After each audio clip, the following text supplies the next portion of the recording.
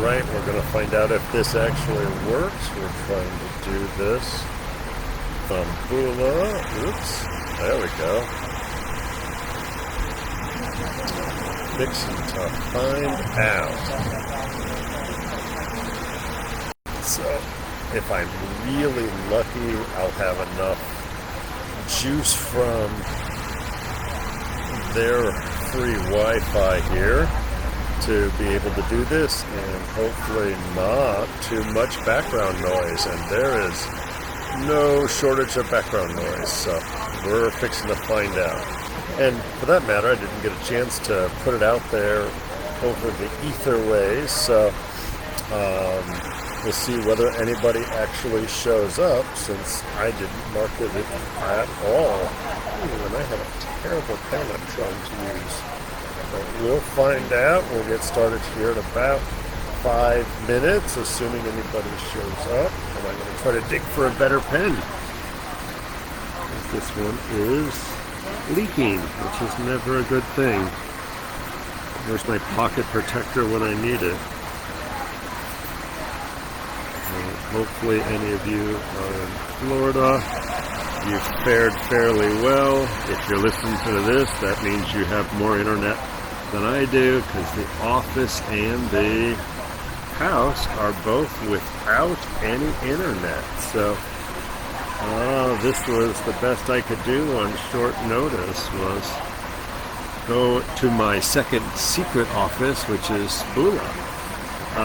So if you're bored and you're out and about, feel free to come join me. I'll probably be here for a little bit of time after this, so I can get my work done for the class tomorrow. Yay, somebody's showing up. Well, if you're just wandering in the door here, just let us know who you are and where you're from. If you got any questions, you can go ahead and post them. And if I'm really lucky that you can actually hear me talking at least a little bit. So nothing like trying to work with a computer propped up on a pillow in the middle of a cargo bar. It's almost 6 o'clock, so we'll get started here in just about 3 more minutes. Well, I hope you jump on. And if you've got any questions, go ahead and post them into the chat. And I had claimed I was going to have all the questions that we didn't get to last week, and hey Natalie, hopefully you're doing good as well. Yeah, sorry, there's puppies nearby. I'm being distracted. Other than losing power, nothing scary happened here for the office, or actually for most of the staff even has power.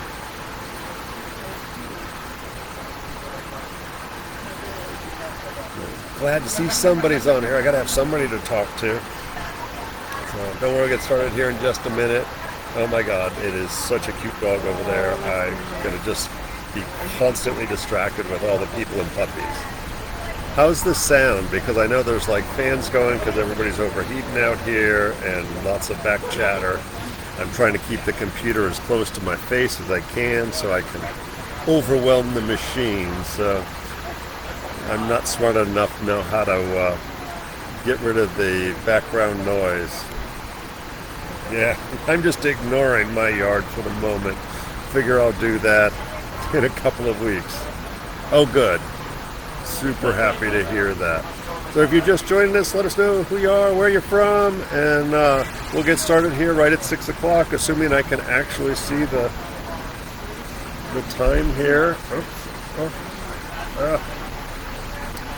This is definitely not our usual format, so if you've got any questions, feel free to stick them into the chat, and we'll see how well I can do out here. And if you're nearby, feel free to come by and you can shout your questions out live and in person. Sorry I didn't get a chance to put it out there to the ethers beforehand, but definitely was busy cleaning up at the office today, getting all the yard made pretty so we can have a normal weekend. All right, I'm going to call it 6 o'clock, and if you don't know me, I'm Bob Linde from Tradition School of Herbal Studies and Acupuncture and Herbal Therapies, and here in, well, at least now it's sunny St. Petersburg, Florida, but needless to say, the last 24 hours have been a little wild here. So my usual broadcast on this day is from the school, and we are without power. We lost power yesterday afternoon, and if we're lucky, it'll be back up by midnight tonight. I just got word from whoever our power company is, and if I'm really, really lucky, I'll get it at home as well, because it was a little warm last night. And if I'm a little spacey, it was like, oh, there was water literally going through my yard. I've never seen our creek rise in the back quite so high, so luckily nothing in the house. So many other people in Florida, obviously, people out on the beaches, so many businesses lost, Gulfport, where my brother lives, so many devastated businesses. So I thought, even though it's kind of a pain with all the background noise and distraction, because I'm ADD, so it'd be really hard for me to focus, but I'm sure it's a little challenging to hear. I'm happy to say Bula is providing us with really good internet, probably better than what I got at the office. Got to find out what he's got going on. But rather than doing the usual questions, because I didn't really put it out very well, that we were even going to continue, because the reality is I felt like the last 48 hours, the slow crawl of despair as we hyper-focus on the weather radar, watching it creep ever so close to us. I'm sure the people in the Panhandle even more so, that I needed a little bit of normalcy, even if it was inconvenient. So we canceled our full moon market tonight, which I was really looking forward to, and we had to cancel our classes on Thursday because it would have been in the middle of a hurricane. And I figured, like, you know what, I don't have anything better to do. I'm going to go ahead and do our open forum and pretend that everything is normal everywhere and all around me. So welcome to it tonight. If you want to find out more about Tradition School of Herbal Studies, you can find information at traditionsherbschool.com, and more our clinical practice at acuherbals, acuherbals.com. In school, we have classes on most weekends, both Saturday and Sunday. Some are part of a continuing series in both Western herbal medicine and a second series in Chinese herbal medicine, but lots of cool standalone classes. Like the one this weekend, and there's still room and time to sign up, is Animal Herbal Care. Ooh, I had propaganda. Wait, I got to put my propaganda out. Yay, Animal Herbal Care. So it's a 2-day intensive looking at herbs, acupressure, dietary for primarily dogs and cats, but I've been a formulator for a lot of other critters as well, horses, dogs, cats, and helped out with big cats, and definitely had experience treating everything from gerbils to reptiles to all kinds of other interesting stuff. So it's always an interesting class if we're and we've got room and the AC should be on, so I was afraid we were going to do class outside. And on Sunday, I'll pick some lucky person to bring their dog or cat, usually a dog because they tend to do better with humans, to use as our tackle dummies, so for everybody to practice their acupressure. I'm super excited, we've never taught this one before, well, I've taught it a lot, but we've never done this series before, is on understanding blood work, and you're going to get a taste from me, Trisha, and Martina, one of the other, both other practitioners at the clinic, and each of us coming from our own perspective on the basics of like a CBC and CMP, how to read it, what are the different values mean, to what additional blood work we should order, how we can try to adjust some of these numbers either through Chinese medicine, dietary therapy, supplementation. So we've already got a crowd of people who signed up for all three. I think we've got a discount if you sign up for all three. So that's starting in, I believe, about 2 weeks. It's on Thursday nights. Just with any of our classes, we always record them, and you'll get a copy of the recording when we're done. So it's a nice way, even if you can't be there for all of it, you can still get the information and listen to any of the stuff at your convenience if a particular time or evening isn't available for you. Herb School. We've also got clinical practices, so reduced rate intern clinic 3 nights a week. On Monday nights, it's acupuncture interns that I supervise from Dragon Rise's school in Sarasota. Tuesday night is our Western herb students getting practice and supervised by me and Ruthie, one of the other practitioners. And on Wednesday nights, we have our Chinese herb students also supervised by me and Ruthie. And if you don't know it, we're going to be gone a lot of next week because I'm teaching up at the American Herbalist Guild Conference. It's up in Black Mountain, North Carolina. So I hope if any of you are available, that there's still time to sign up for that.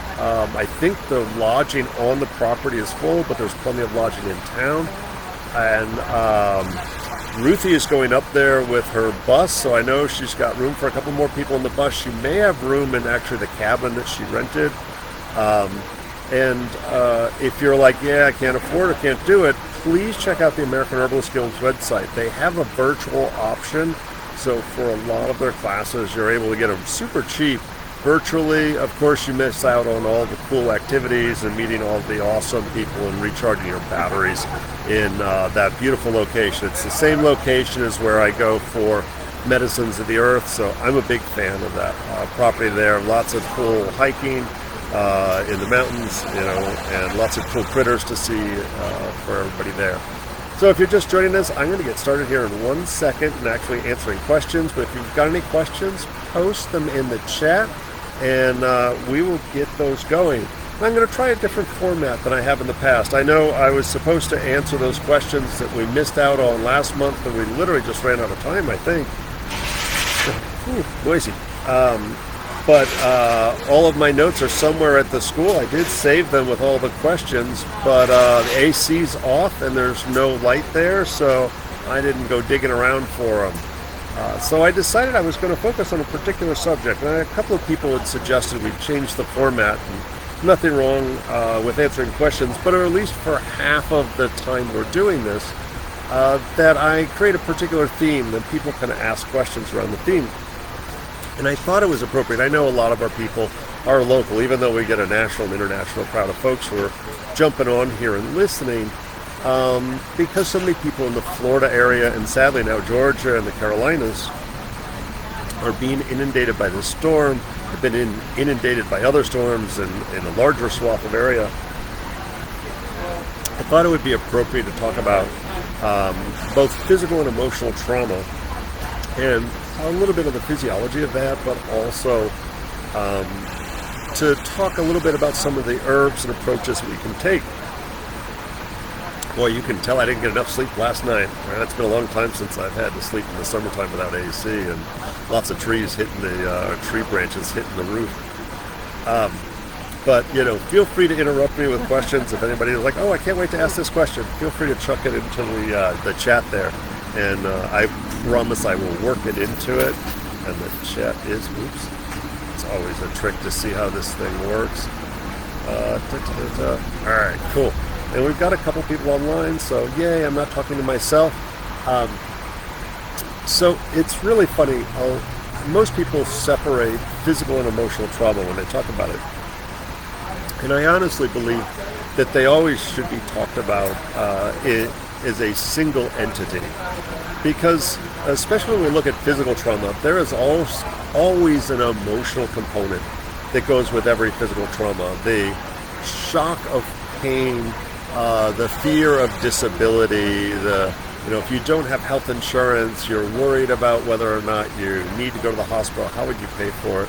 So with every physical injury, no matter whether it's severe or minor, there is going to be a emotional component, and it starts to involve what we call shock.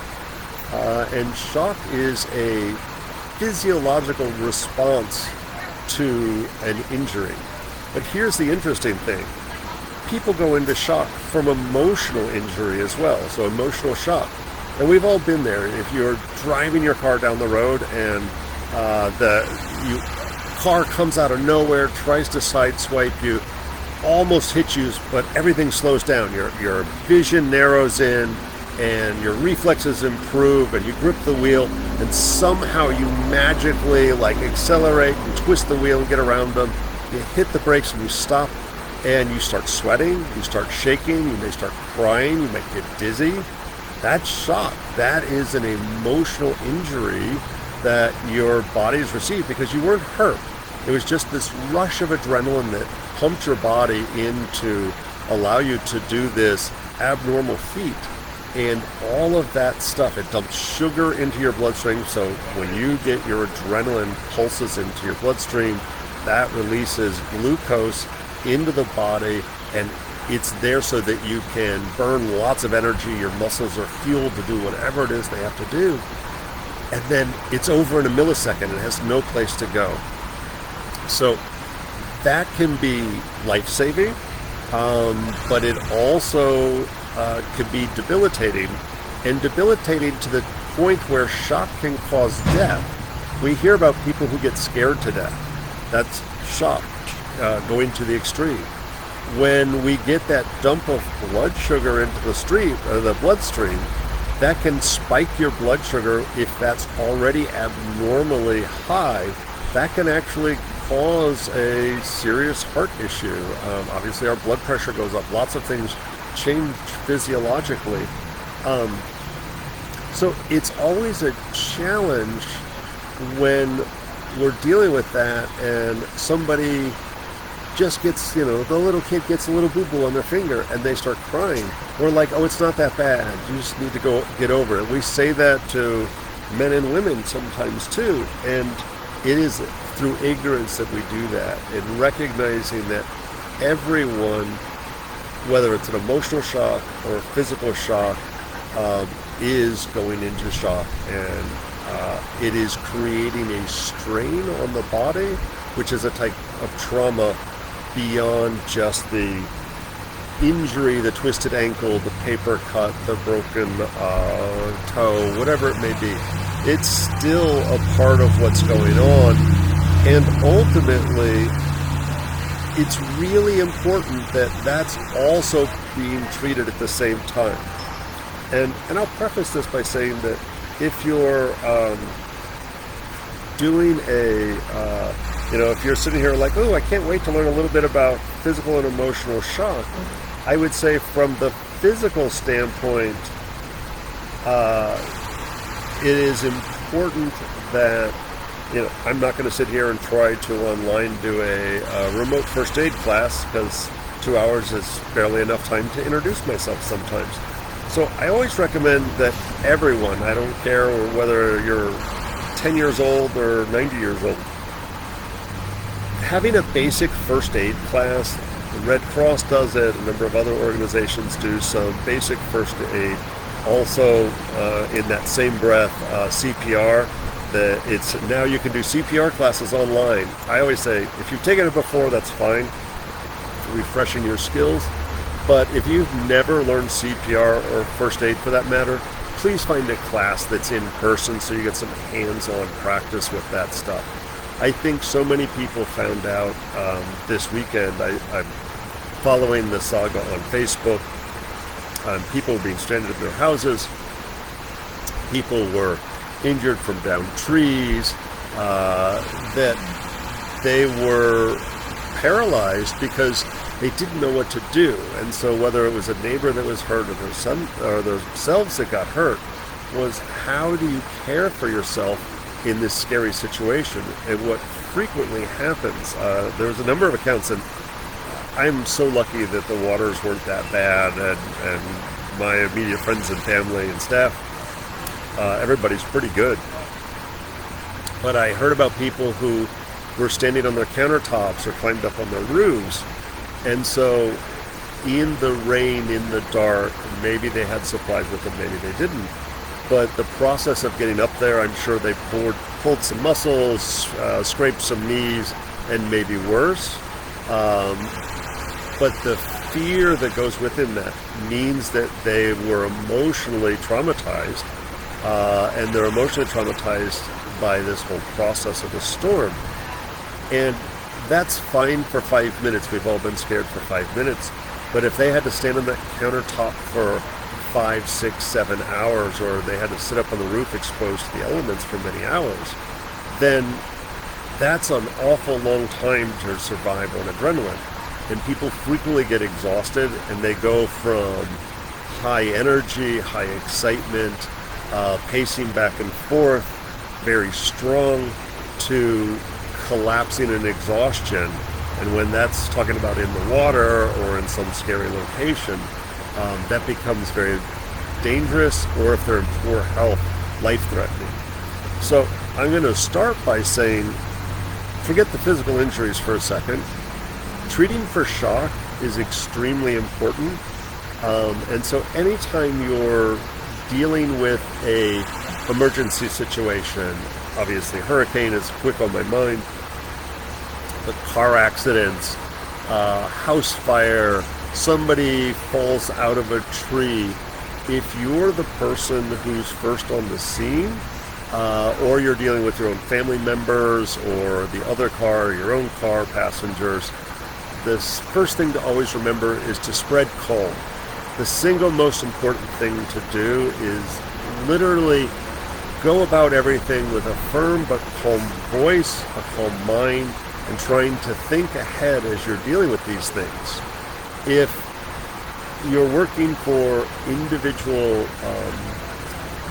victim, the best thing to do for treating for shock, and this always sounds silly when I say it, but if they're warm, keep them cool. If they're cool, keep them warm.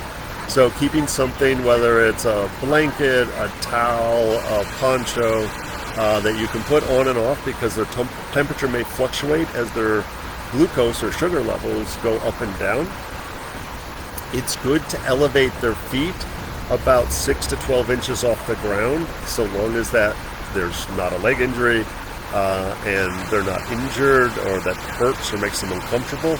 But a pillow, a log, a couple of books under somebody's feet ensures that the blood goes to their brain.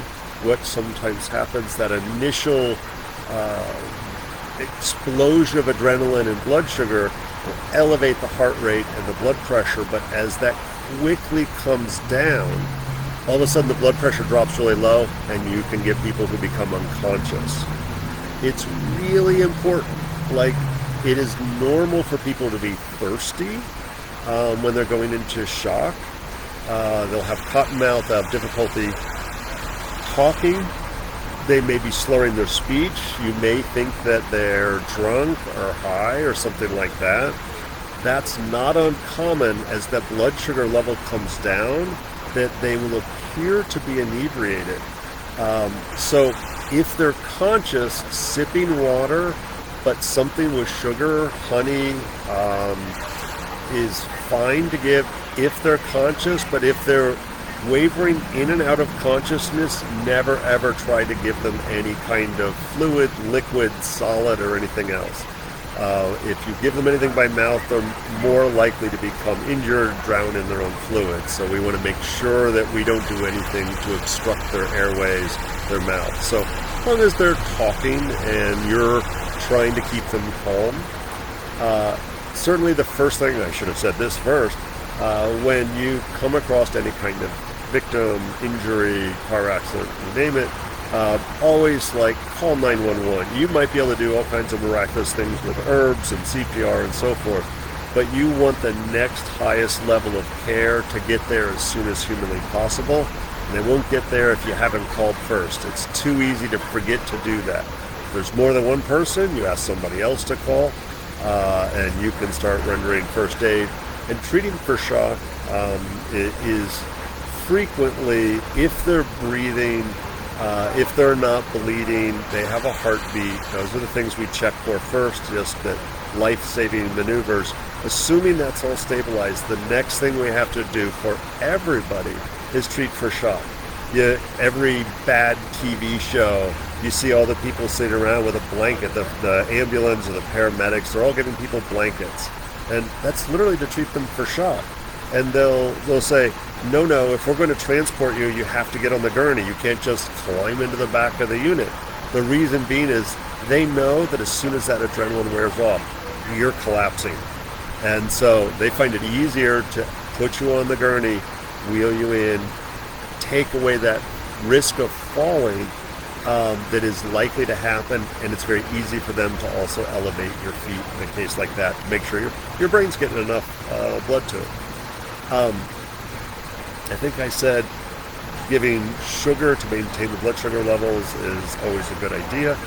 Lots of people showing up. If you're just joining us, I'm kind of covering physical and emotional shock and trauma in lieu of the usual questions, but please feel free to type in any questions in the chat, and I will happily get to them. I'm sure at some point I'll get tired of talking about trauma stuff. And sorry for the noise and maybe bad connection, but I'm broadcasting from Bula Cafe on 5th Avenue North and 25th because the power's out at the school and at my house. So this was the best I could do. So some things I like immediately for shock. And this always is an interesting choice, but there should be lots of herbs and teas and things like that. My favorite thing to do is a little bit of honey in warm water and a couple of drops of Rescue Remedy, which is a flower essence. And so flower essences are a type of homeopathy that focuses on physical emotional issues and behavioral issues. And Rescue Remedy is also called 5 Flowers Remedy. You can get it alcohol-free. You can use it on your pets. You can get it in lozenges. You name it, they sell it. It's become so effective and well known that they're now selling this in, I believe, Walgreens. That you can walk into Walgreens and in the pharmacy aisles, it's sometimes called 5 Flowers. There's a different company. It's the exact same thing as Rescue Remedy. So using that, and a higher dosage is not as, hey, Daniel.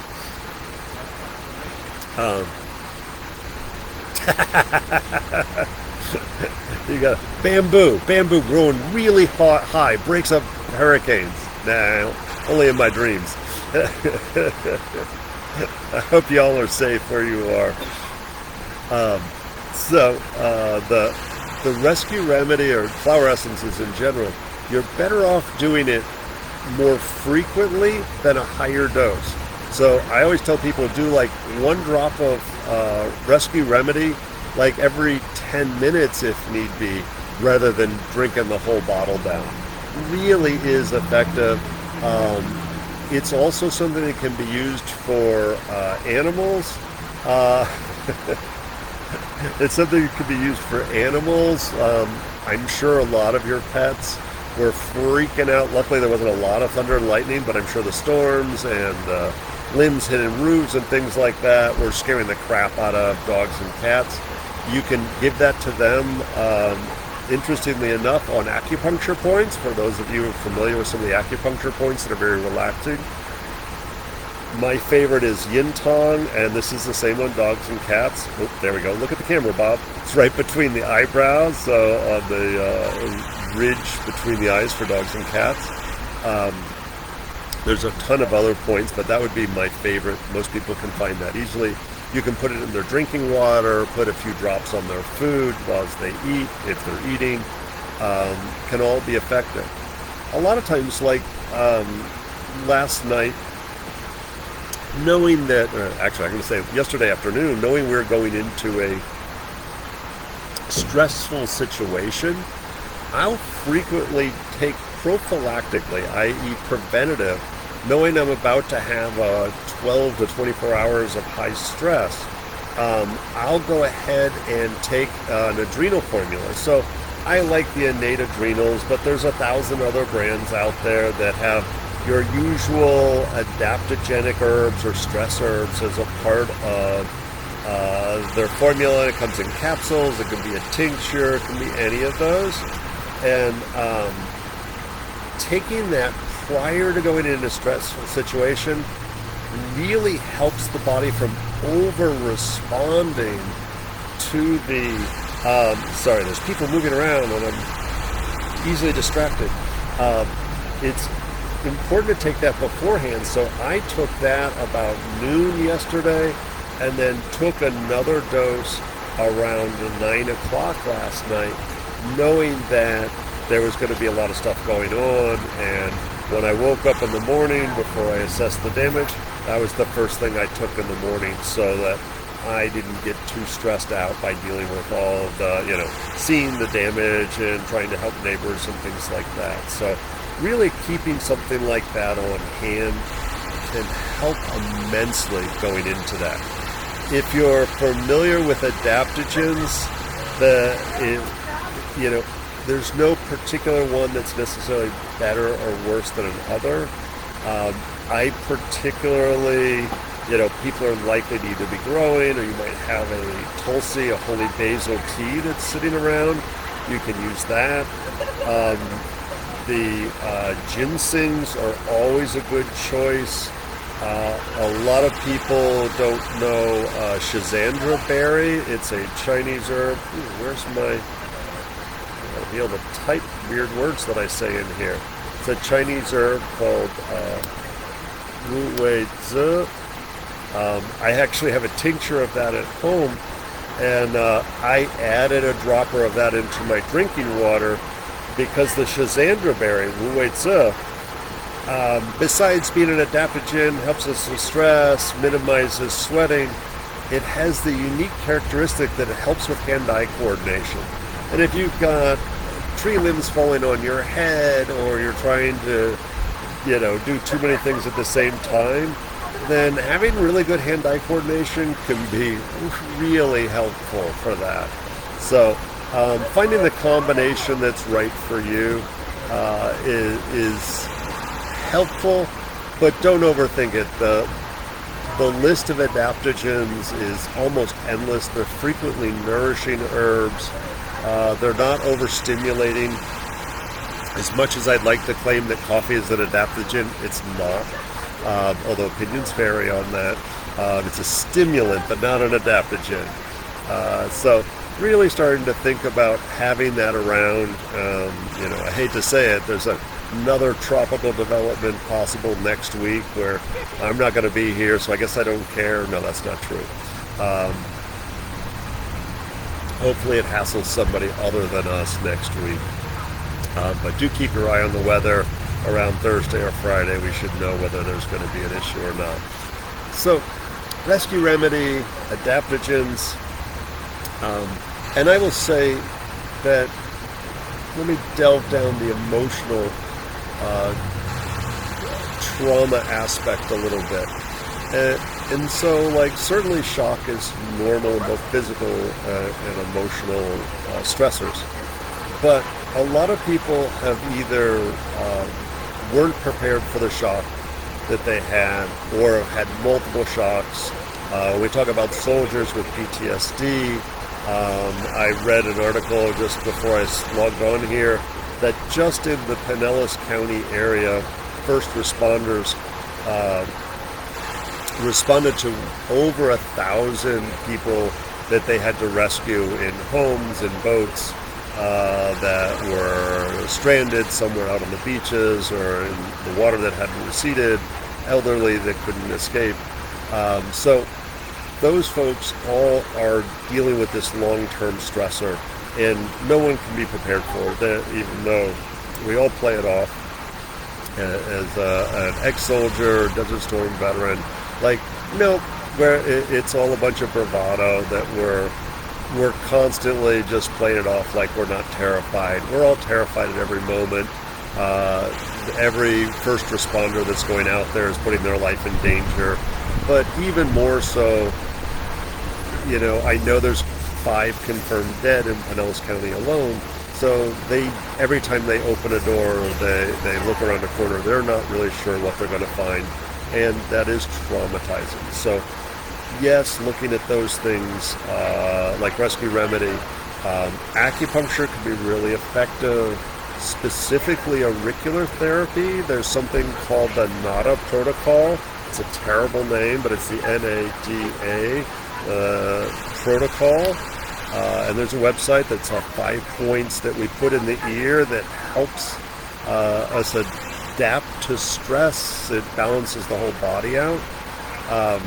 And it's funny, I was working with another acupuncturist in this area, a 5-element practitioner.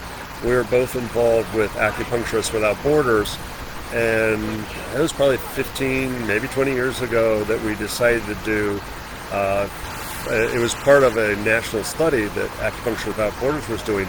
We were only allowed to do the NADA protocol, and it was for veterans and their families, because everybody forgets whether you're a first responder or a veteran, the families are as traumatized sometimes as the practitioner, the people themselves, because they're sitting there in fear of their loved ones and that horrible knock on the door.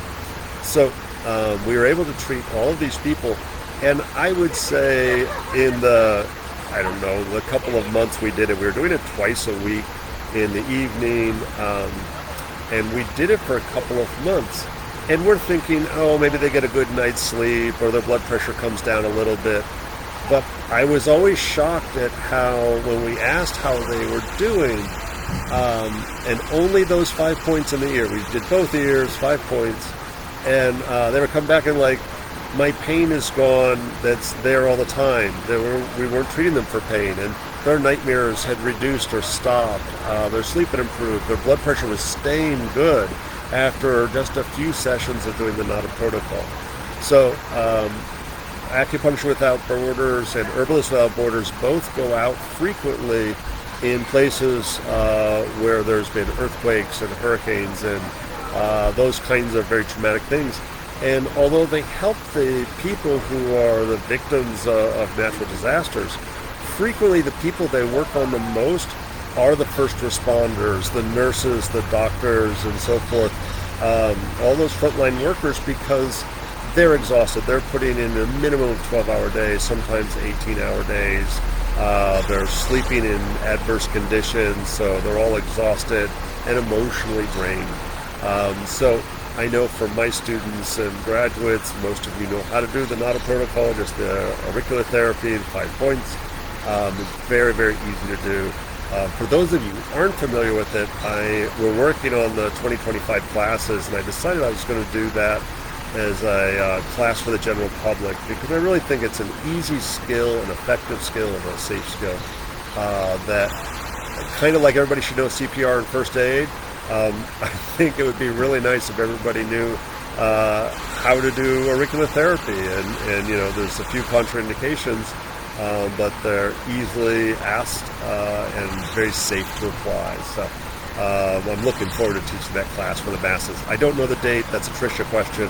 I have to approve the schedule on Tuesday, I think. So we'll have it out here soon.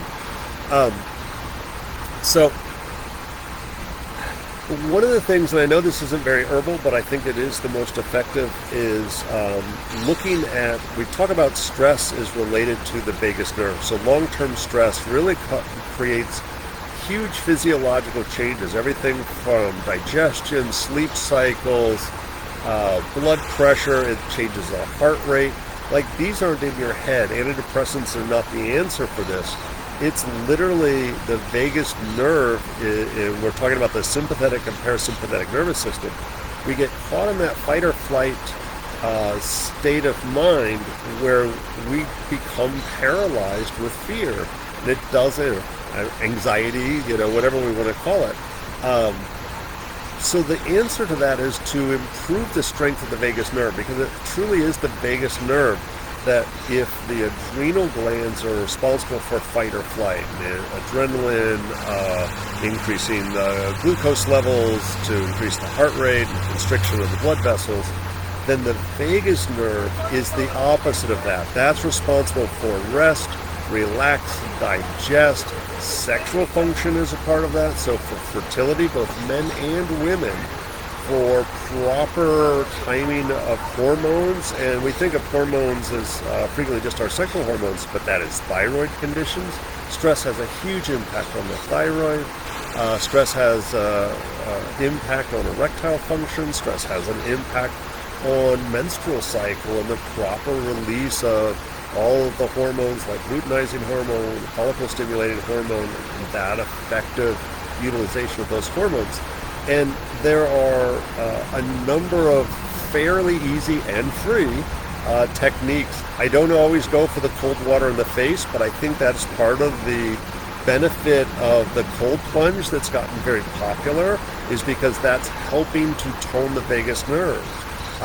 Belly breathing, diaphragmatic breathing, is literally the single easiest, most effective way that I know. And it's something we can practice. I always say start with 10 breaths twice a day, and that can have a dramatic impact on working on the vagal tone.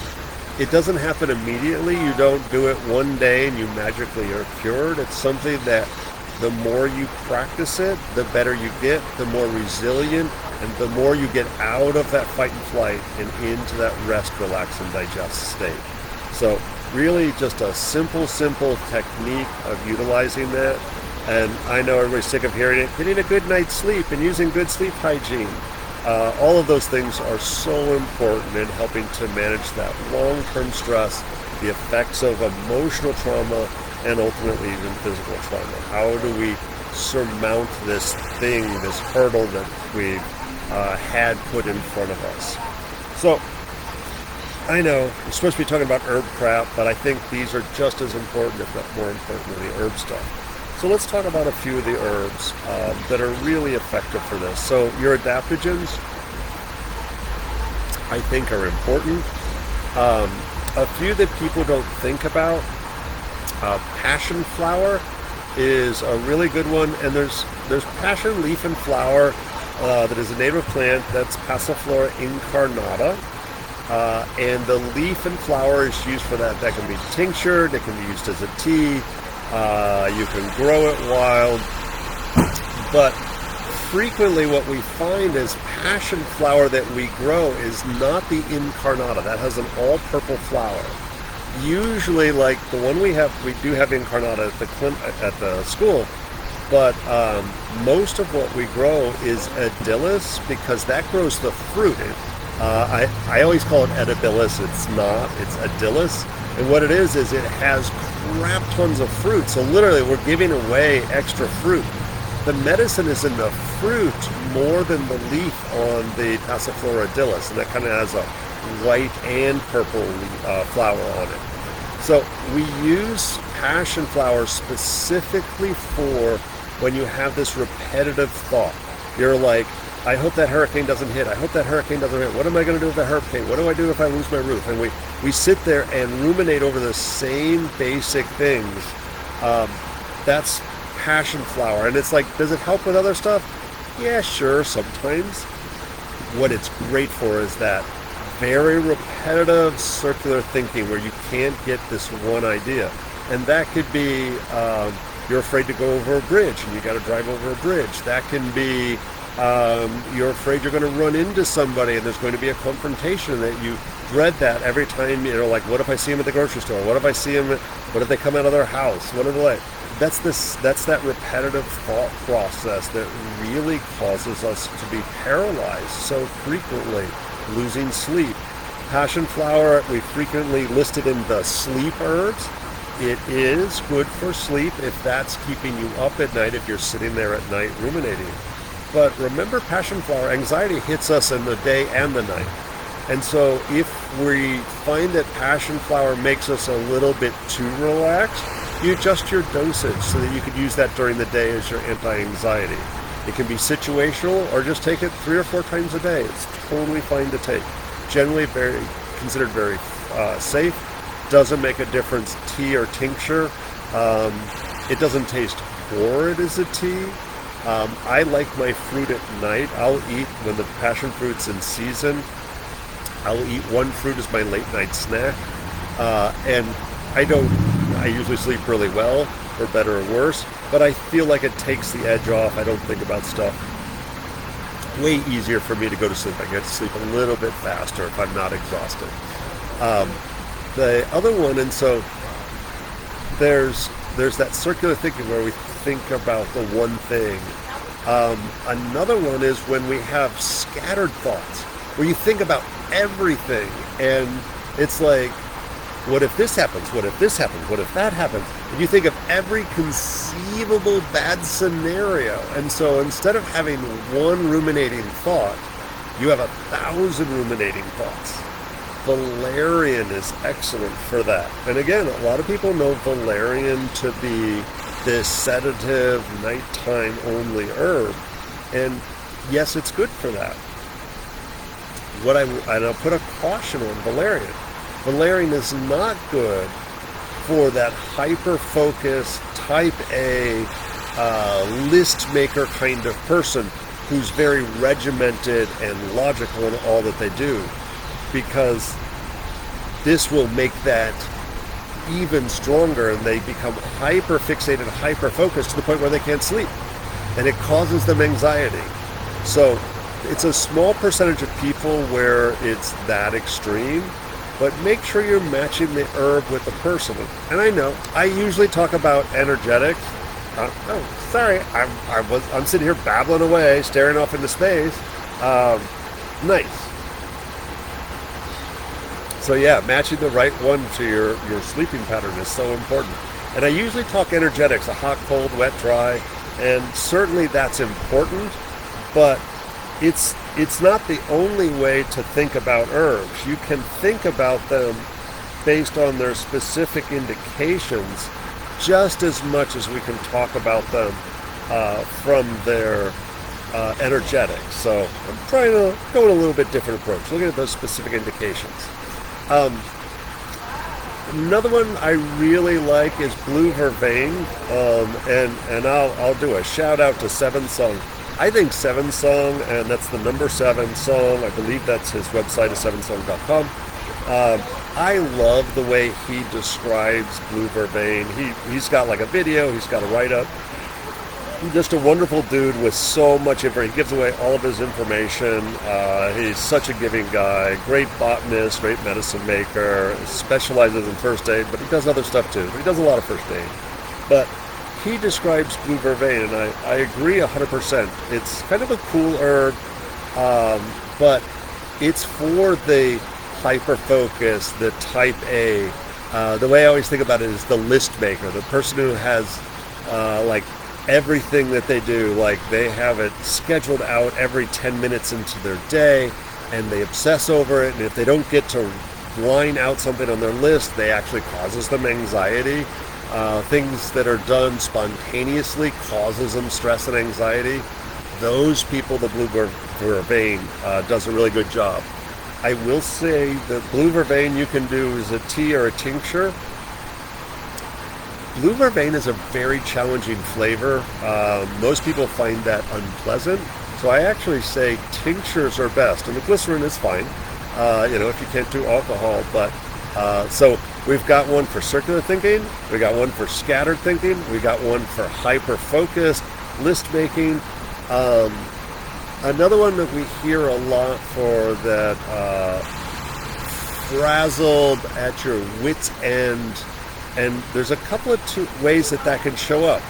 You're exhausted and you're on your last nerve, so you're likely to snap at people for no reason. You're jumping at every sound, but exhaustion is your chief complaint, and you don't notice how sensitive you are to everything. That person who's deficient and really frazzled nerves, wit's end, I really like milky oats. And so milky oats is a nourishing nervine. It's good for physical nerve stuff too, but really for that person who's like their tank has been empty for so long, maybe they're living on coffee, they're jumpy, shaky. Not wrong to combine a few of these together, but I really look for that person where, for those of you who know a little bit fancier stuff, this is going to be the thin tongue. It could be thin in red or thin in pale. Doesn't really matter. Their pulse is going to be super deficient. If you can feel it at all, it's going to be down there. It's going to be really wiry. and it's always interesting. You would think somebody who's exhausted is gonna like try to eat, but a lot of times they're exhausted, but they're too nervous, too anxious to even eat. So you might see poor appetite with them as well. If you can't get milky oats, oat tops, and then oat straw, kind of in that order. Like milky oats is the best; it does everything. Oat tops has some of that nourishing and moistening. The oat straw is good and mineralizing, so it'll get there. And as most people when I try to sleep, is there anything I can help with this? Feverfew tincture. So you can definitely do feverfew better than feverfew. Actually, the next herb I was going to mention might be helpful. Wood betony. And so wood betony is a European herb, although it can be grown in the U.S. We have a Florida version. You can grow true wood betony, Stachys officinalis. You can grow it here in Florida. It does better like up on the Panhandle and then north. So it doesn't grow great here in St. Pete. But I've limped it along more to just know the plant rather than I was like, oh, I can harvest a few leaves every day. But we have a Florida betony, Stachys flordata, that has very similar properties. And so this is particularly good for, and it's so funny, it's not an ibuprofen. So it's great for headaches. And I'll do a shout out for Jim McDonald. It's so funny, I periodically rediscover wood betony all the time. I was up in Michigan a couple of weeks ago and had the privilege of doing an herb. I'm going to say doing an herb walk with him. I was supposed to co-teach, and I showed up a half an hour late, and we didn't get a chance to talk. But it was mostly me listening to what he had to say because he's really just knowledgeable of so many of the plants. We were up there walking around the Golden Hour Herb Farm, which is just a beautiful farm. I'm looking forward to getting some herbs from them in the future. All up in Michigan, outside of Lansing. And so we're going around, they had a beautiful patch of wood betony growing there. And so Jim McDonald was talking about it's good for any type of headache or any type of migraine, but you don't take it and your migraine goes away. You take it every day for like a month, and then all of a sudden you're like, oh, I was getting these headaches like 3 or 4 times a week, or they were lasting for 2 or 3 days, and now I get them maybe once every month or two. So this one has a cumulative effect. There's the old English saying, there was from like the 1500s that said, sell your coat and buy betony, because betony was more important than a winter coat in a cold European winter. It's also used for PTSD. And so, again, not I'm going to take this once and I'm going to be healed. This is something that can be in a formula. This can be taken as a single. It's not bad tasting. It's not great, but so as a tea, it's in the mint family, so it's not horrendous. So making a tea out of it's fine. Tincture's fine, whichever works best for folks. It's specific for nerve pain. It's anti-inflammatory to the nerves.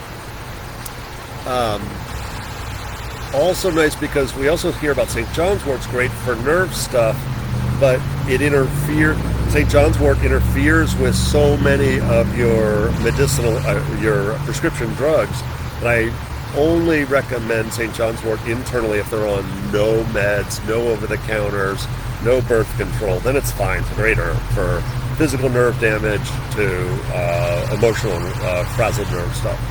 But wood betony doesn't have those same cautions. It's a much safer herb. It just takes a little bit longer to get there. It's also got some spiritual uses. People who are visited by ghosts or really bad dreams, it's helpful for removing mischievous visions and things like that. So really phenomenal. I find our Florida betony, also known as rattlesnake root, has the aerial parts have a similar function. Let me spell it right for you. It's close. Betony. So, but yes, wood betony. And there are 2 plants called wood betony. Make sure it's, Oh my god, I don't remember how to spell stachys. Somebody who remembers how to spell stachys or can Google it real fast. Because there are two plants that are called wood betony, or betony. It's important that we get the right one. The rattlesnake root, the Florida betony, the aerial parts can be used the same way. I like the roots of our Florida betony. I like those better for actual nerve or spinal or neck pain for that matter. And I'm going to come back around to that and talk about your cervical issue in a minute. With betony, we did blue vervain. What other ones do I like for that? Let's talk about St. John's wort for a second. So St. John's wort always has the caution with any kind of prescription method. It's like decent research to support it that it interferes with about half the prescription meds. To include birth control, one of my students literally has St. John's wort tattooed on her arm because she took St. John's wort with her birth control. She'd been very consistent and magically had twins 9 months later. Totally blames that on the St. John's wort.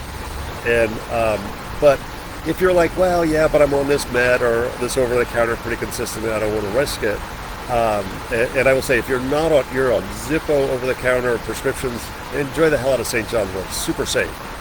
Very good for like kind of the grumpy old man as well as the melancholia, just like everything sucks, think Eeyore, but also for nerve, physical nerve issues, like a cervical disc issue.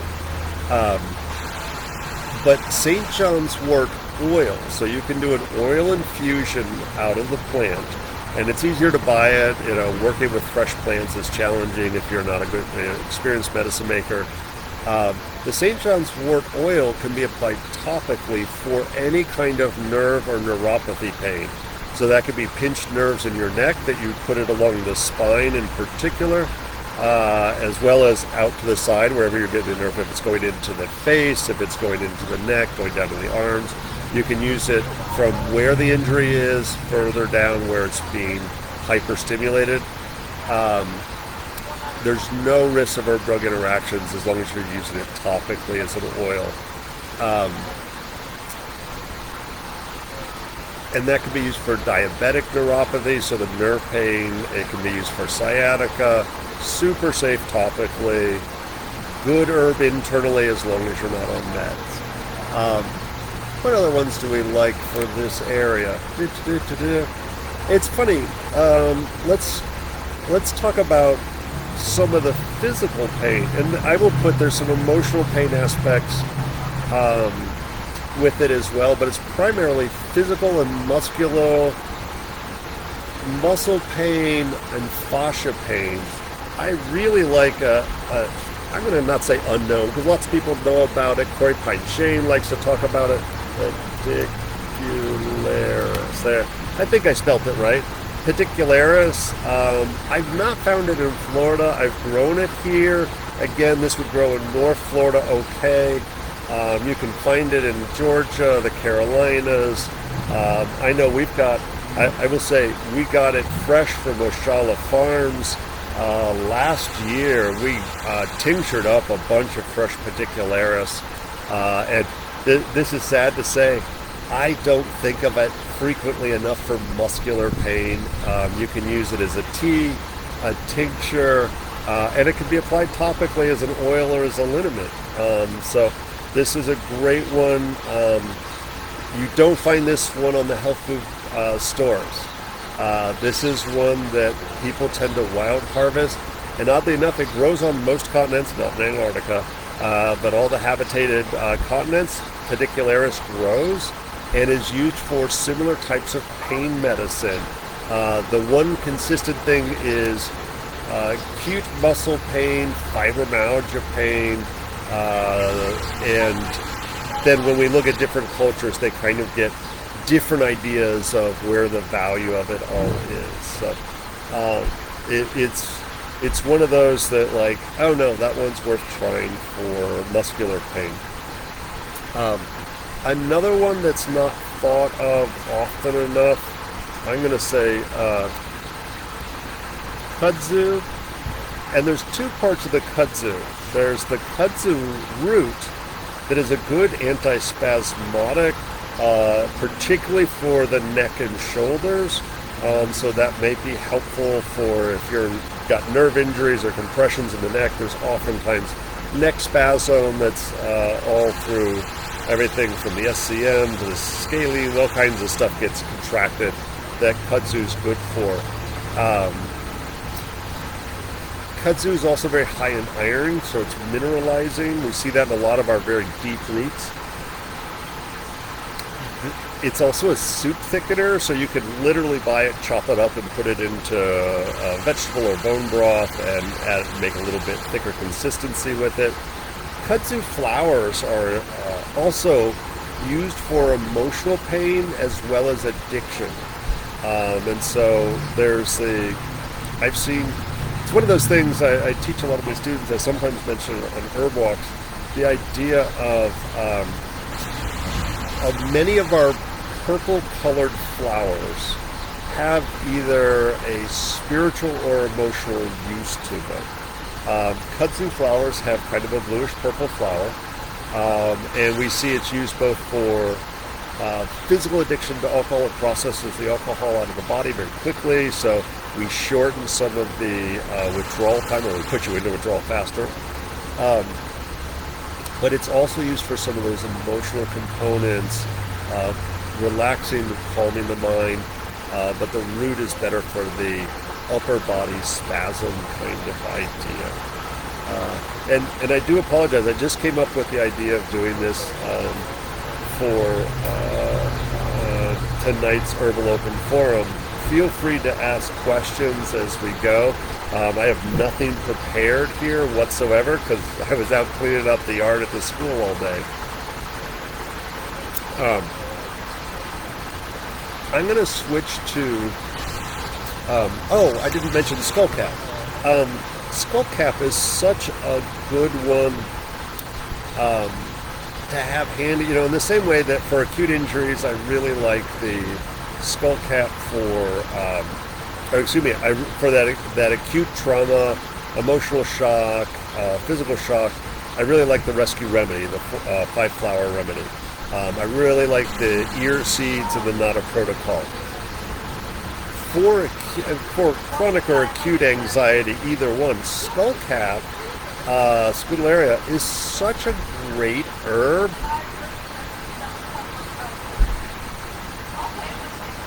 Yep, Scott's good too. He's been busting his butt down there. Yep, everybody's good. So skull cap, not that smoking herbs is never good, but if you're already a smoker, cannabis, tobacco, whatever, rolling up skull cap with a little bit of mullein, and the mullein is more a carrier, but doing like a third skull cap to 2/3 mullein, and I'm just making that up, is really effective smoked for acute anxiety. And so if you've got, nothing else and you're just like, I just need to come down, one peg of the anxiety here, one hit off of that and you're relaxed. For those of you who are like, I'm not doing that, I don't smoke anything, a tincture is fine. I really love the fresh tincture, but dried is fine. And the tea, the fresher you can get your skull cap, the better. And for that anti-anxiety effect, the best thing is a lot, like a small, forget grams or milligrams or drops. Do a small handful at a French press, not with the hottest water you can get, but like 150 degrees-ish, and make it a long infusion. Pour the, take the water off boiling, let it sit for 5-10 minutes. Still uncomfortable to stick your finger in, but no bubbles are coming up. Pour that into your French press with a small handful of skull cap and drink a half a cup of that. The name skull cap sounds really scary because it's called Mad Dog skull cap. The idea being that it will calm a mad dog, and the skull cap is that kind of, not a yarmulke, but like that kind of covers your head. Some of the monks would wear it, that it has this heavy weight that just kind of holds holds your shit together and just presses down and lets you feel grounded while you're sipping it. So sometimes if you do hot boiling water or you don't do enough, you don't get that really heavy, almost sedating aspect of it. So that's another good one for that acute shock and anxiety, anti-anxiety. You can use it short or long term. Skull caps is so safe, it's ridiculous. Oh, and I guess I should say I'm sitting at a kava bar. I'm sitting at Bula, and kava is phenomenal for acute anxiety. It's good for chronic anxiety. And generally, kava is very safe. This is something you can do as a capsule. I like the infusion. It's very good as a fat-soluble compounds that come out of it. So the fat-soluble, you can do all kinds of interesting things. I always say use coconut milk, like the canned coconut milk. Use that about a 4 or 5 to 1 with kava, either cut and sifted or powder, and warm the liquid. If you boil it, you destroy some of the kava lactone, so you won't actually get the really good benefit. So I like to put it in like a little muslin bag, make sure that the heat is on low, and I can comfortably, brightness. Let me come back to that one. That's a doozy. I'll squeeze the bag, and you'll see the water will start to get this light brown kind of tan color, and you just keep squeezing it, basically until your heart gets tired. Kava's already better to share it with a friend, so let your friend's arm get tired, pass it back and forth.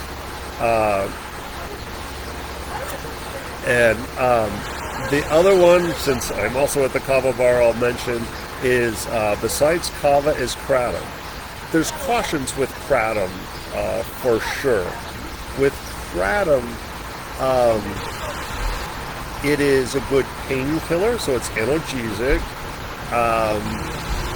So there's generally 3 strains. There's more, but that's close enough.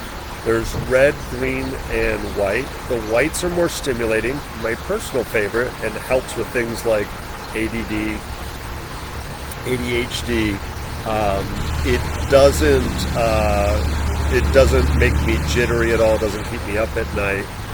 The green is very middle of the road, kind of does everything pretty good.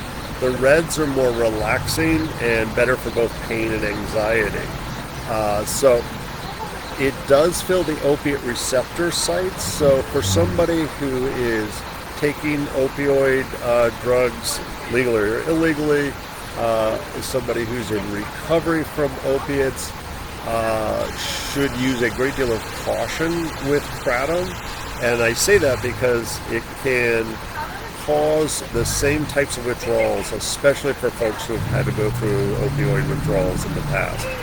The big scary with kratom, there's some really unethical companies out there that extract the alkaloid from the kratom, the 7-hydroxymitragynine, doesn't matter. Don't ask me to spell that. I don't know. 7. It's an alkaloid. That is what gets you high and is also very addictive. And so there's some really shady companies that are extracting and concentrating that and selling that usually in head shops or gas stations or places where you should not be getting your herbal medicine. So please don't use extracts or concentrates of kratom. That's where all the bad press is coming from, is really just horrible, horrible products that are no longer herbal-like. If you've been on here with me before, I usually get up a good rant, and it's like, coca plants aren't a problem, cocaine is. And so that's extracting a chemical alkaloid, concentrating it from a plant that's very safe. So cocaine, not so safe. So same is true. If we're extracting a single chemical out of a plant and concentrating and isolating it, it's going to have side effects. And in this case, very scary ones. Ultimately, you shouldn't get high off of kratom. You also always, if you've never tried it before, take it with food. Make sure you got some food in your belly and sip it slowly, even though it tastes like crap. you drink it too fast, it does cause nausea and can even cause vomiting. Or if you drink too much, it will oftentimes make you pukey. Pruritus, that is a challenging one. So it is an inflammatory condition. I do find it can be aggravated by certain foods, and so see if there's a inflammatory food, that seems to, it can be sugar, carbohydrates, that's not rare, but sometimes it's something like nightshades. It can be corn, it can be gluten, those are all the common ones. Nightshades is not rare, latex is not rare, chemical exposure is not rare. If you're able to take St. John's wort, it's actually decent for it internally, less effective externally. Cold herbs, although feverfew wouldn't be my go-to, it's a really cold herb, it's for fevers, so might have some benefits for it. Acupuncture, oddly enough, can be really effective for it, in helping get it to go away, and certainly for the pain until you do. It's funny, just because it's a little bit more complex disorder, I tend to go more Chinese medicine on something like that, and how it manifests might dictate how I go after it. It could be something as boring as Jiaowei Shaiyuan, for an acute case, Yin Chao Jiedupian. If the coloration of it is a little bit more purple, Shen Tong Zuyutong, it would be more of a blood stagnation. So that one's a harder one to just throw something out there for you. I would say seeing an herbalist and or an acupuncturist that does Chinese medicine and doesn't just give you the formula for pruritus, but says, let's see what else is going on, let's see what the cause is, and working through, because you should be able to make that go away. That shouldn't be terribly, it shouldn't take terribly long or be terribly hard to make go away.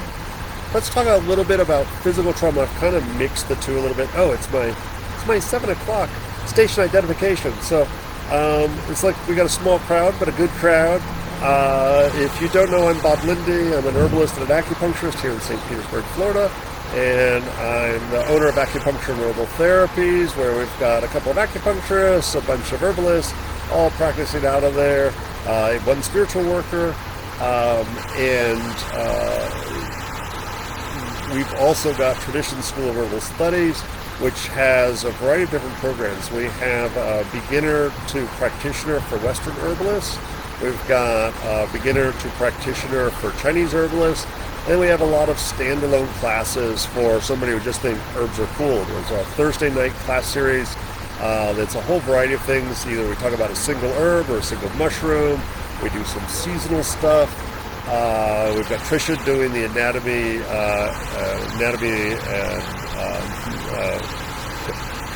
and physiology and pathology for the herbalist. So if you're like, I want to get into this herbal thing, but I don't remember anything sciencey or body-oriented, it's a really good way to get your head back into the game for really basics. It's a requirement for our Western herb program. Probably going to become a requirement for our Chinese herb program, since they need more background in that. We've got tomorrow is our weekend intensive for herbal animal care. Again, no requirements for that one whatsoever.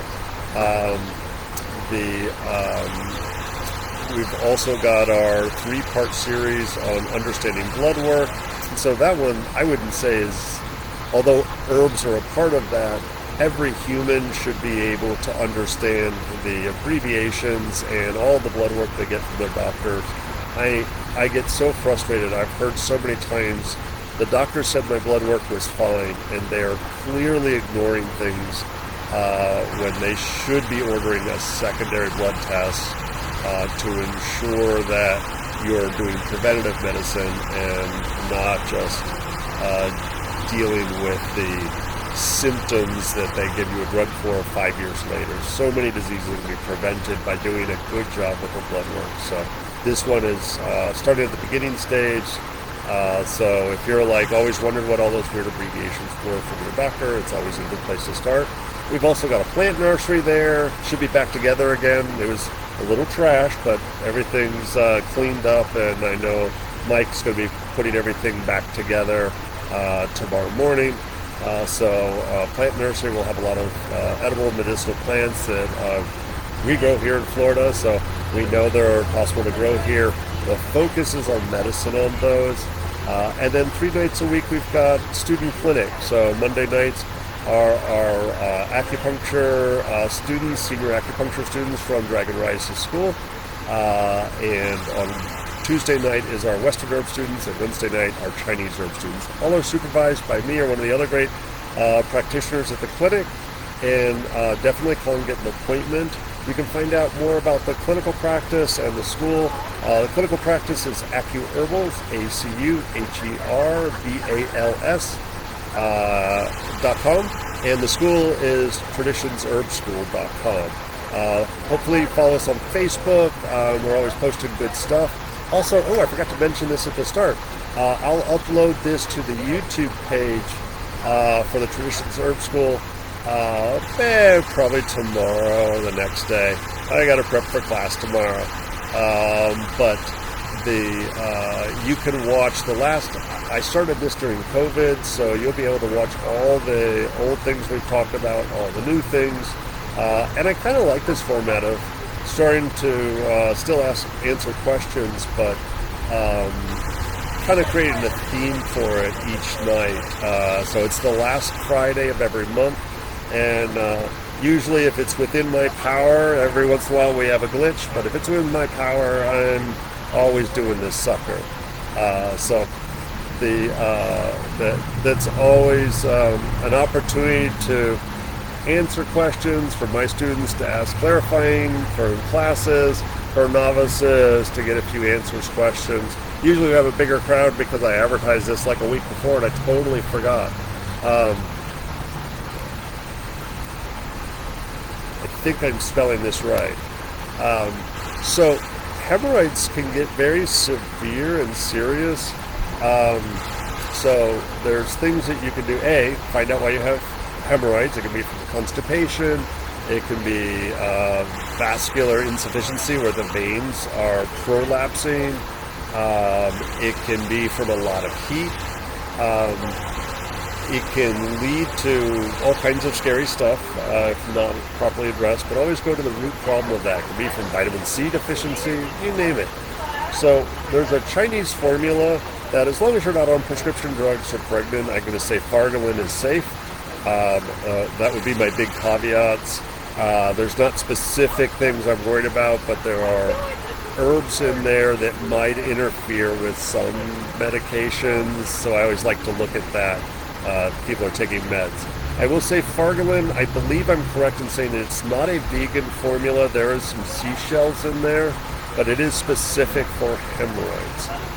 So you can use that prophylactically, you can use that situationally. If constipation is the cause, magnesium is a favorite. If easy bruising, vein insufficiency, vitamin C is oftentimes my go-to. If there's anemia, iron or B12 as is appropriate, and certainly lots of food can all help with that. But that is always the trick of treating a disease when it's not the disease we want to treat. We want to always treat the underlying condition. Physical trauma stuff. So traumatology, it's really funny. There's always these herbs are really good for trauma, but unless you have an entire herbal apothecary in your home, car, office, backpack, you don't always have access to all of those. So I always like to say it's like knowing, having a full first aid kit in your home is great, having one at your office. I'm lucky, it's my job, so I've got herbs everywhere I go. But what's really important is if you're going to Colorado, is learning the herbs that grow there that you might use for first aid. If you're going to the Northwest, learn the herbs there that you might use for first aid. And here in Florida are the least donors. We have so many first aid, because we have so many things that will kill us here in Florida in the tropics.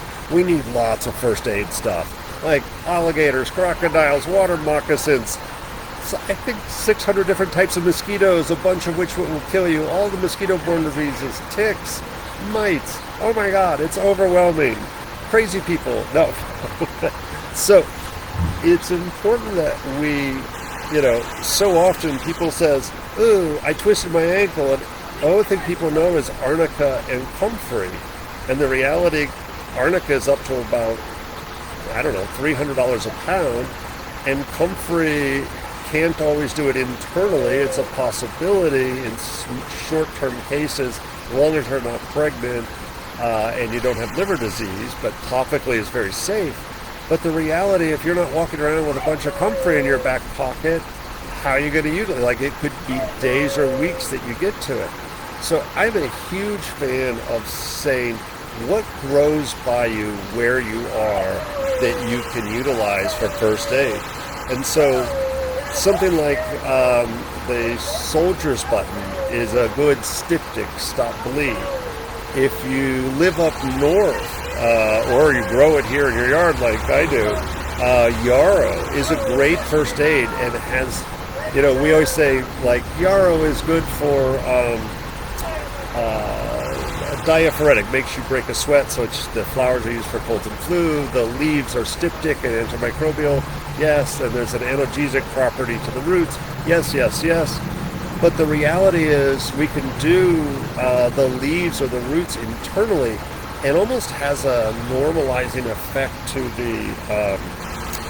the blood, where it's a Chinese concept. It moves blood and stops bleeding, which seem like contradictory terms, but it helps the body to repair itself without causing problems, without causing clots. Plantago species, any of the species, because we have different species here than might grow up north. So Plantago major, lanceolata, I forget the Florida one, what it's called, brain cramp. All of those are great traumatology herbs.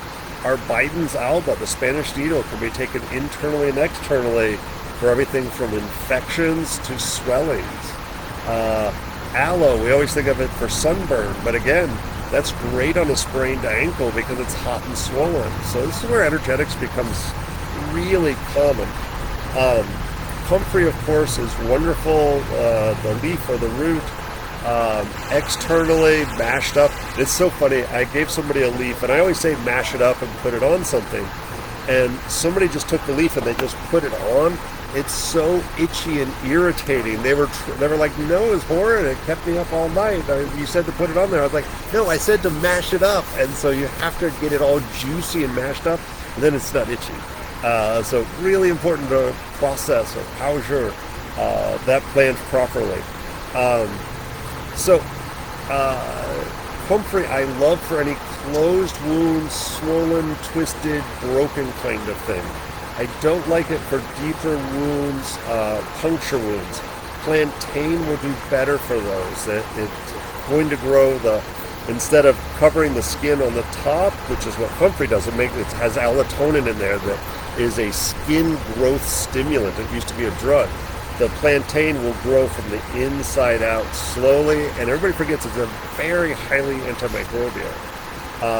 If you were to carry one herb in your first aid kit, there'd probably be 100. I know Tricia taught that class earlier this year, and we spent hours trying to come up with the right one. But there is a Chinese herb formula that I love. Ooh, got a hippie. What happened? Something weird happened. There we go. All right, I'm back. Yunnan Bai Yao. Sometimes it's called Yunnan Bai Yao. This is a really good Chinese formula that can be. I don't encourage it internally. It does have a toxic herb in there, so long term it's not safe. Short term, totally. but it does have herbs to stop bleeding. It can be used externally. I've used it on minor arterial bleeding to great success. There's also, I'll have to teach a class on human bayou someday, but there's a little red pill in there, only used for like severe injuries like gunshot wounds and knife wounds or severe arterial bleeding. But that, I carry that in my backpack. I give that to friends. I keep it in my car. That is my emergency stop bleeding first aid stuff. It can be used for any kind of acute trauma, although I tend not to use it for closed wounds because I grow comfrey, so I usually have some comfrey laying around. Arnica, I honestly don't use arnica. It does have some toxicity to it. The expense is pretty high. It can be used internally or externally. I love the homeopathic arnica. I encourage that's use internally, pre and post-surgical. You can also buy it as a topical gel to apply to your skin with your surgeon's permission, or at least, the night before, but applying that to your skin prior to surgery in the area around whatever surgery you're going to have reduces swelling.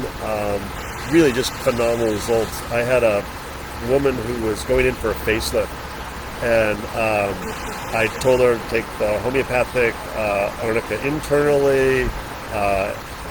I usually say 24 hours beforehand, and then immediately after you're out of the hospital, you're allowed to go back to a normal diet. And then I gave her the homeopathic gel, and I had her put it all around her face and the sides. And, the surgeon still wiped down where they were doing the incisions and stuff. About 2 weeks later, the surgeon sent me a message and said, "What did you do?" She said you gave her some weird herb thing because she had no post-operative bleeding, almost no pain or no bruising. Her recovery time was cut in half. So really can be so effective. And I'm not a homeopath. I hardly know anything about homeopathy. I know my flower essence is okay, and I know my traumatology herbs and homeopathy, and so that's my next life. I'm going to learn all that good stuff. Calendula is another one that's forgotten. Calendula internally and externally is phenomenal. Topically, it's phenomenal. It can be added to liniments. It can be taken as a tincture. If you're going to use it as a tea, I actually recommend decocting the calendula for traumatology. It's great for that. I feel like I'm forgetting the big one. I don't know. I can't think of the other one. The ideal with any of these is we don't have to have separate formulas for here's for the physical trauma and here's for the emotional trauma. A good first aid formula will address both. Valerian is an antispasmodic. Oh, I know what I forgot. Valerian is an antispasmodic. St. John's wort not only works for the frazzled nerves, but it helps for damaged nerves. Skullcap is an antispasmodic. Chamomile is an antispasmodic. So starting to think about what is the multi-dimensional use of each one of these herbs so that we can choose those and carry maybe just 6 herbs with us when we're traveling that can be made into a tea or into a tincture, that they can be used for anxiety, physical pain, headaches, muscular pain, sleep. How do we cover all of those with just a small apothecary? The best way, though, is to know your local herbs. Go on herb walks, do your homework. Please don't trust the plant apps.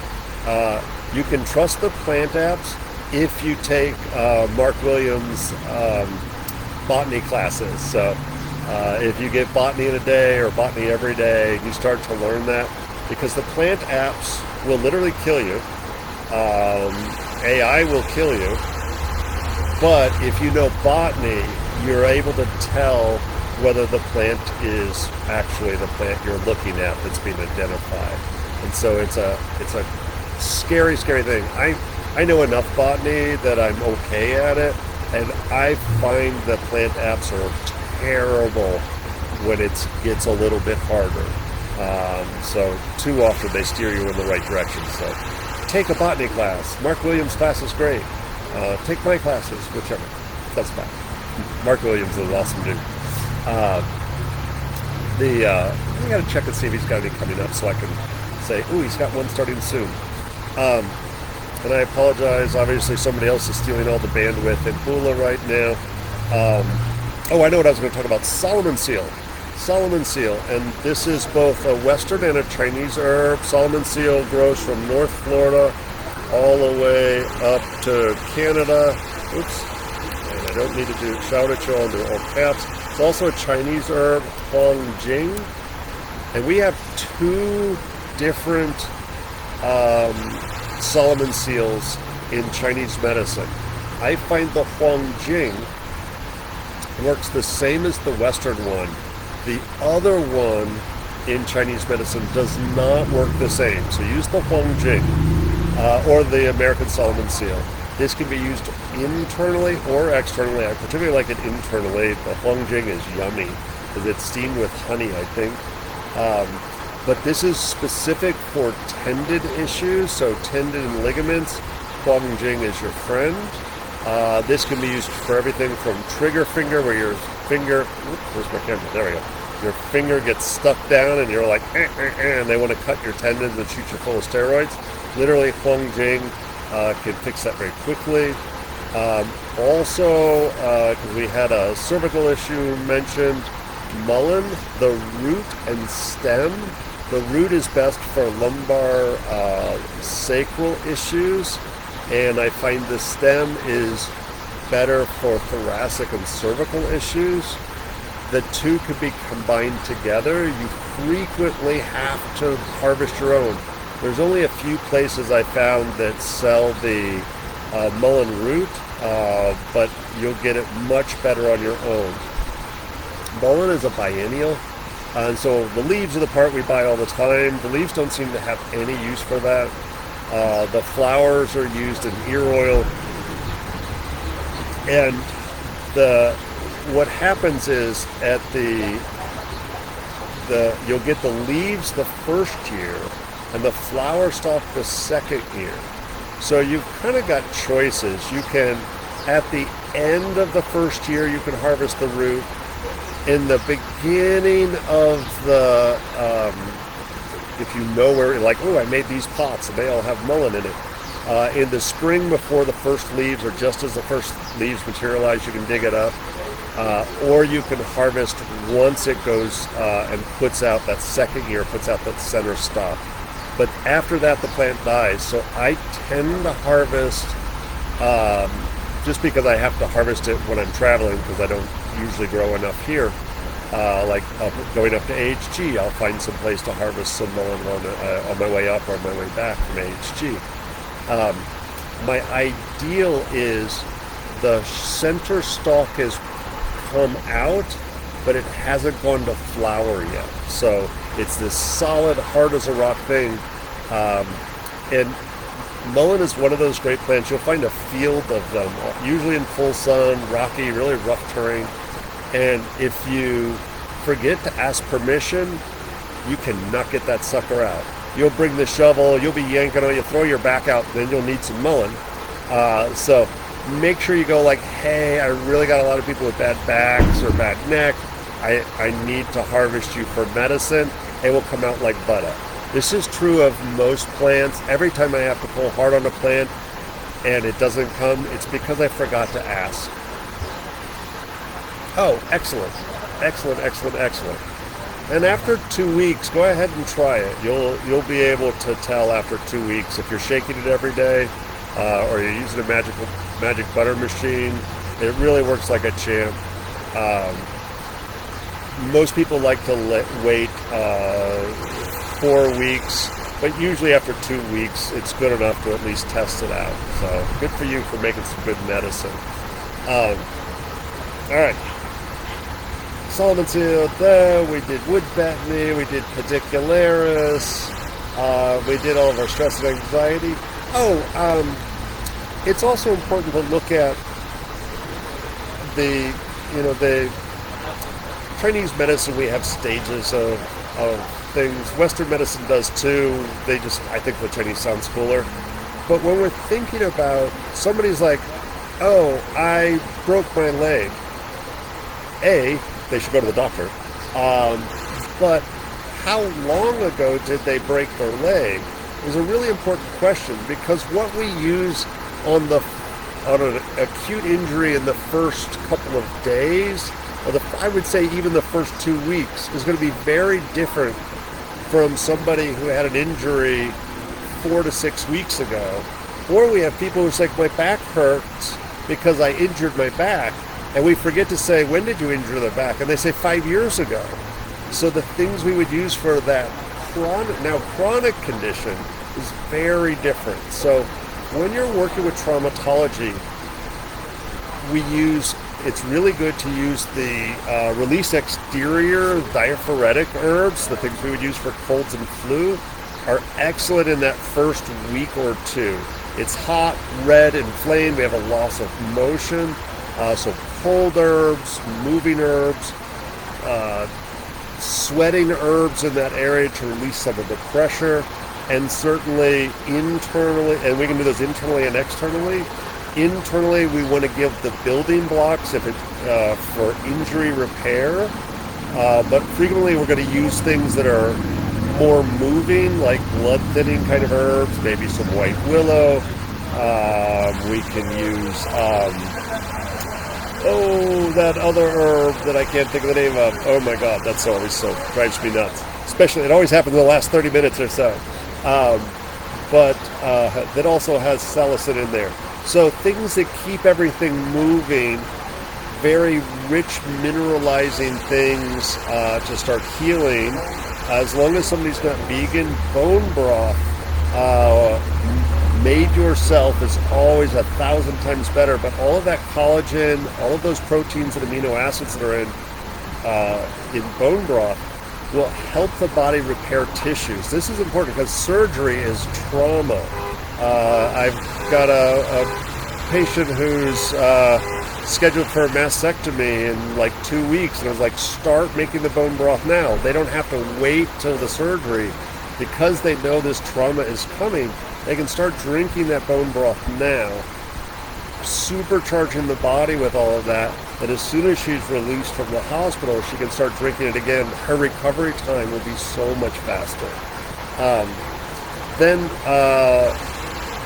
And mineralizing, especially for bone. Minerals are so important for bones. I like things like the seaweeds are great for that. Bone broth is great for mineralizing. Your alfalfa, your oat straw, your nettles. A lot of people would take eggs and eggshells and put them in vinegar and put them in a blender. A little weird. Make sure you straighten out the bits after you're done. But just and obviously supplementation is fine. But also pre and post surgical, that is a shock to the body. It's scary to get surgery, even if it's minor surgery. So I like my adaptogens in there as well, your adrenal formulas, lots of belly breathing. As we start to move from that acute stage, and that stage 1, that's in the first 0 to 2 weeks maybe, now as we start to move into that 2 weeks to maybe a month and a half, 2 months, still use, if it's still red and hot, you'll use your cooling herbs. But now we start to add our lymphatics. So using things like red clover can be good.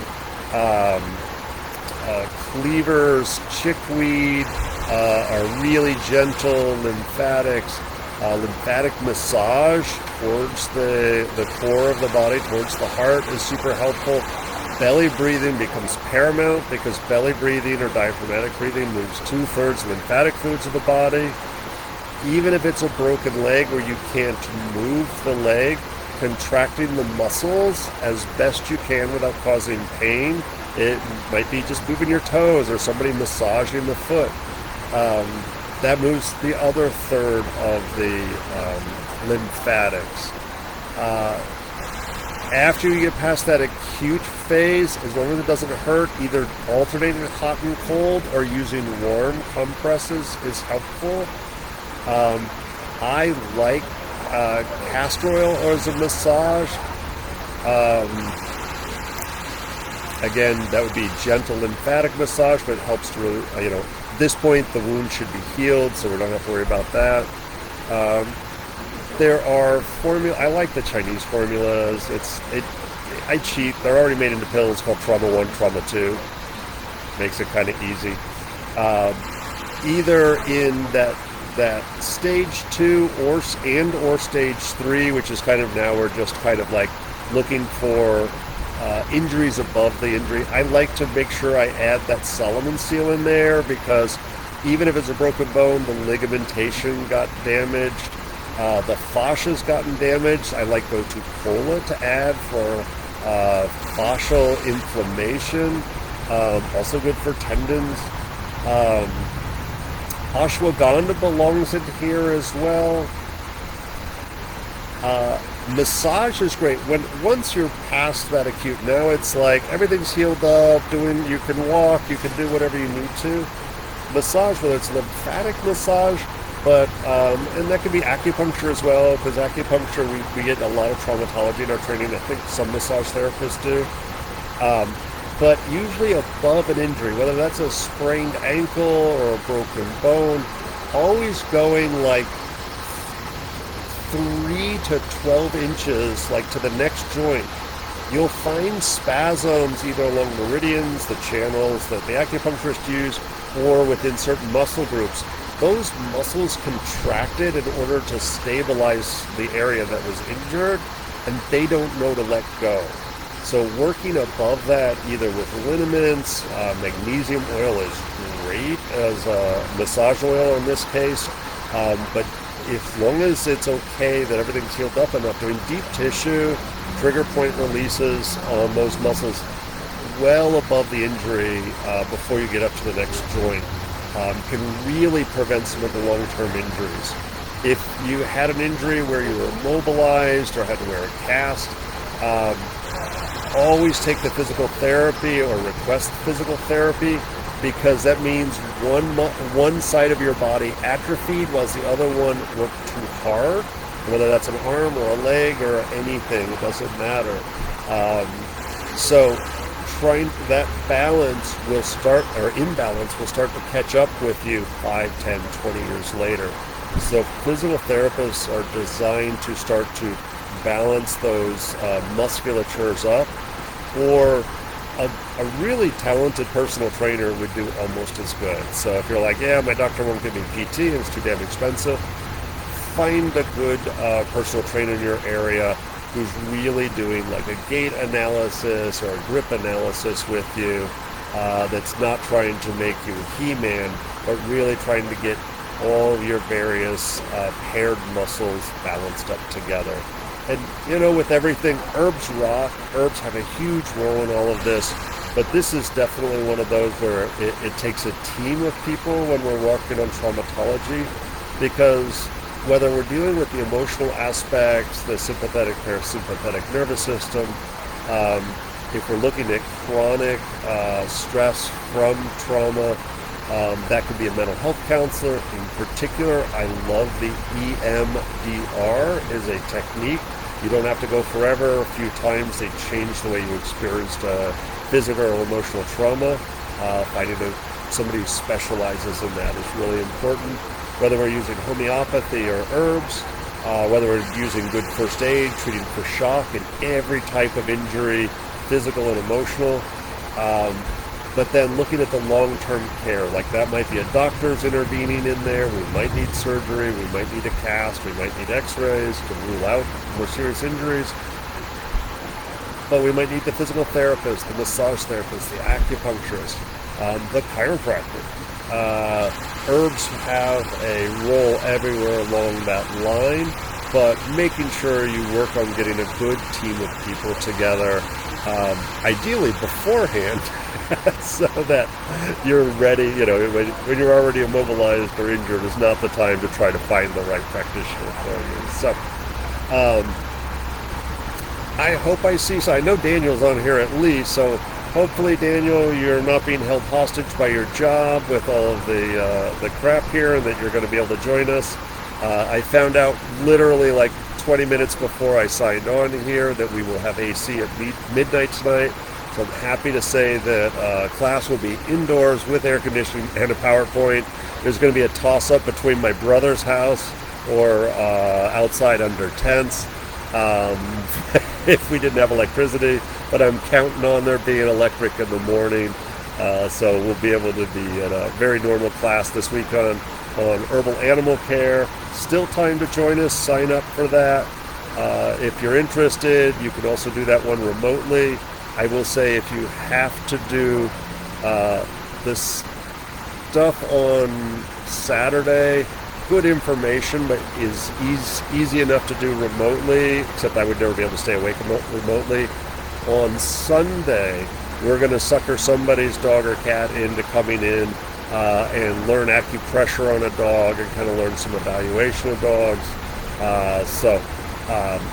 Sunday, if you're able to, that would be the day to be in the classroom to really get some good stuff. Go ahead, and I don't think we've had to say this before, but the in-person for the blood test classes, that may actually fill up in person. It's fine to have more people online. I do recommend, that's only a couple of weeks away. I think October, I wrote it down, but it's too dark out here to see. But you wouldn't be wrong to have your blood work with you so that you can follow along on your own blood work, whether it's an old blood work or a new one. If you don't have health insurance, you can order your own blood work. And I'm going to say walkinlabs.com is my go-to. The price is the same, but if you go to the traditionsherbschool.com on the resource pages, I have a link there. I'll make $1 off of it. You'll pay the same amount. So you can support all my insanity that I do here. But you can order your own basic blood work panels. They usually have like a women's panel and a men's panel. I always give myself a $1 limit when I do that. I was like, all right, I'll spend $300, and so I'll do the common panels. I'll do a B12, and I'll do a full iron panel, and I'll do CBC and CMP and a vitamin D. But then I was like, I don't know, let's do an ANA. I don't think I have an autoimmune disorder, but let me just do an ANA. Why not? It's not that expensive. So I'll do it until I total up to about $300, ideally less. But I've done a few weird ones, like a CEA, not terribly accurate, but it tests for all kinds of crazy, scary stuff. So I like that one. I haven't done B6 or vitamin C, I don't think yet, but that's probably I'll do that one of these times soon whenever I order mine next. So take advantage of that. Not to say we're going to sit down one-on-one with you during these classes, but you can sit there and say like, oh, okay, I'm looking at that value. You can write some notes next to a copy of your blood work. But if you go like, wait, mine's high, not low, what does that mean? And make sure you get some good answers for yourself or a significant other, loved one, whatever. All right, so the mosquitoes are just coming out. In case you can't tell, it's dark here at Bula, and I need to review for my herbal animal care. I hope some of you make it out to the American Herbalist Guild Conference. I'm teaching out there on, not this Sunday, but next week. We've got a huge gang from the Tampa Bay area. Our students are representing out there. We'll have a booth there. And if you're not able to travel out there, you can also sign up still online. It's much, I think it's like $150, and you get, I think, for the whole conference.